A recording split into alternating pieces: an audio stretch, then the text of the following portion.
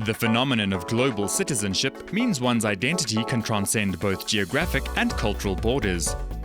From this, engineer turned furniture designer and manufacturer Mpho Vackier of the Urbanative has been inspired to combine global ethnic patterns and motifs in creating exquisite furniture pieces. I wanted to take cultural signifiers, in one culture and have them be related or relatable to everybody else, because it's like a conversation, I feel. Cultures use their cultural signifiers as a way of communicating, right? So why not take those communication signifiers and turn them into furniture that communicates in all spaces, that communicates in modern spaces, by using those signifiers, juxtaposing them with modern materials. Then that starts relating to the Urbanative.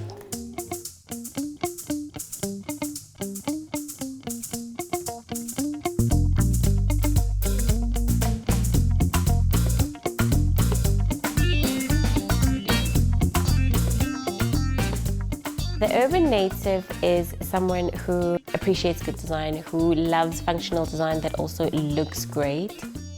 We design our furniture as a celebration of culture, global cultures. So we love to design for people who travel a lot and who know about things like that and who are inquisitive and want to find out the story behind the pieces. When I look at the world or when I look at things, I see lines and forms. And I think it might be part of my engineering brain trying to make sense of things. Our initial collection is inspired by the geographic patterns of Ndebele culture. I have always loved the geometry of shapes that they use. I'm Tswana, but I feel that as a citizen of the world, all of these cultures, I can tap into them. They are part of my history. It started off with the lines. It starts off with the line and then the form. And then as I sketch, then the furniture piece starts appearing. The whole range is inspired by Ndebele graphics. Each piece has an Ndebele name. It's always so nice when people look through the catalog and they say, "Oh, I'm Tandeka too," after the server, or "My name is also Buhle." There's timber, steel, and then there's engineered timber.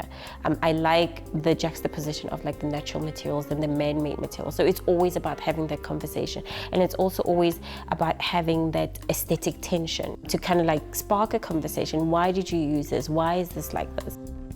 And I also find using the raw timber against man-made materials celebrates the authenticity of the raw materials that we use.